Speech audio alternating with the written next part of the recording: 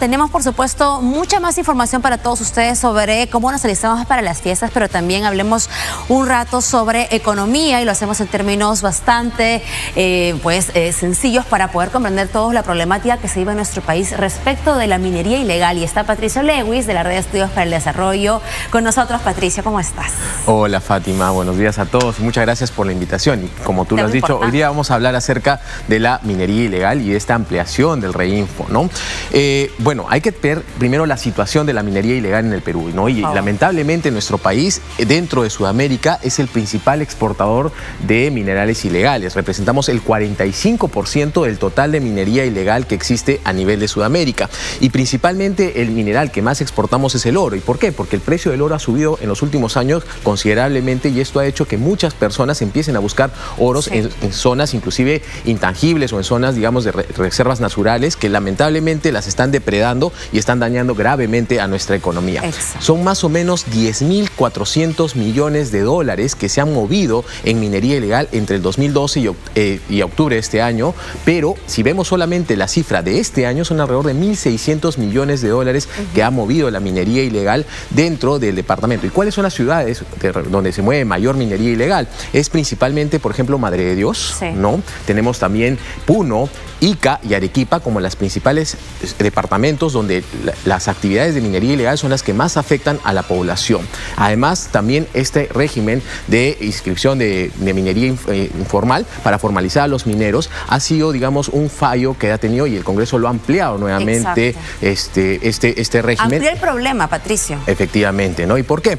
Porque del total de inscritos en el régimen, solamente 95% no se han formalizado. Solamente hay un 5% de personas que se ha logrado. El objetivo de la norma. ¿Cuál es el problema? De que todos los mineros ilegales actualmente pueden acogerse a ese régimen y lamentablemente impide que la policía pueda intervenirlos y también pueden transportar y operar en minería ilegal sin, digamos, ser intervenidos por la policía. Incluso el uso de explosivos, vamos a ir con la siguiente imagen, pero incluso se ha eliminado o hecho menos fuerte la labor de la Policía Nacional en cuanto a la supervisión con el uso de explosivos, que como hemos visto en otras circunstancias se ven también en otro tipo de delitos como la extorsión, el sicariato, el uso de explosivos que también son utilizados por mineros, y lo que hace ver es que esta falta de supervisión también ha llevado a facilitar ese tipo de elementos a diferentes economías ilegales vinculadas a la criminalidad. Exacto, ¿no? Y no solamente el uso de los explosivos, por ejemplo el mercurio en zonas como Madre de Dios afecta directamente a la población, ¿no? Porque esto es vertido en el río y esto la población lo empieza a tomar y hay niños que están lamentablemente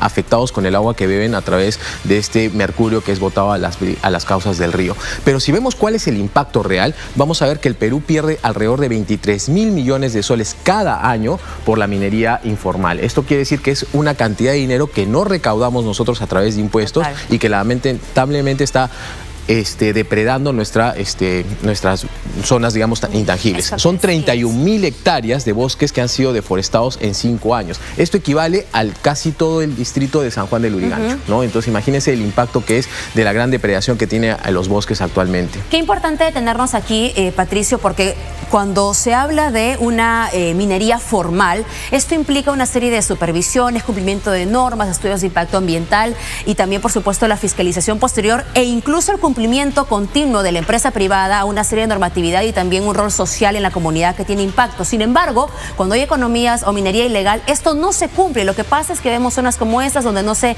busca incluso reforestar. Efectivamente, ¿no? Por ejemplo, nosotros vemos que de Madre de Dios, que es una de las principales ciudades donde ha tenido el impacto de la minería ilegal, vemos que cada vez nuestros bosques están siendo depredados y esto ha aumentado el crimen. Por ejemplo, en Puerto Maldonado el crimen se ha aumentado en 7 veces en los últimos años. ¿Y por qué? Porque hay trata de personas, lavado de activos y extorsión que ha incrementado la criminalidad en las zonas donde está la minería ilegal. Lamentablemente no solamente es la minería ilegal, sino son otras actividades ilícitas que están asociadas a la minería y que causan crimen en las localidades donde se produce. Y se vincula, vamos a pasar con la otra imagen, pero diversos delitos como sicariato, trata de personas que tú bien señalabas en distintas regiones. Tenemos más información también sobre el carácter político que tienen las recomendaciones que nos traes hoy. Efectivamente, ¿no? Por ejemplo, nosotros acá lo que buscamos es qué cosas podríamos hacer para que se pueda acompañar a los mineros informales para que puedan llegar a la formalidad, ¿no? Y acá es generar políticas con plazos estrictos y acompañamiento efectivo. No solamente se trata de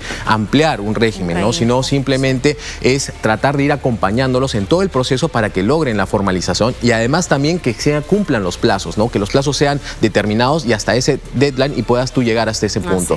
El 37% ha caído del presupuesto que se tenía contra la minería ilegal. De cada 100 soles que se destina a seguridad ciudadana, solamente 0.50 centavos de sol son gastados en minería ilegal. Entonces prácticamente es nada lo que se gasta en el presupuesto para lucha contra la minería ilegal. Y también generar un plan de acciones articuladas y coordinadas. Esto no solamente involucra al tema del Estado, sino también a los gobiernos regionales y a los gobiernos municipales para que empiecen a generar un plan de acciones que deberían seguir para poder llegar y poder formalizar a la minería ilegal, pero también una lucha contra aquella minería ilegal que está dañando nuestra economía y lamentablemente también a nuestro país. Como tú bien señalas con todas estas cifras, Patricio, finalmente con la minería ilegal se desencadenan hechos de sicariatos, secuestros, mucha violencia, como hemos visto en diferentes zonas del país, incluso esos actos de atentado contra también la empresa privada que invierte formalmente, lo hemos visto en Patás, por ejemplo. Así que esperamos que las medidas del gobierno y del legislativo sean coherentes con mejorar precisamente la inversión en nuestro país y en ese sentido se habla de bajar el número de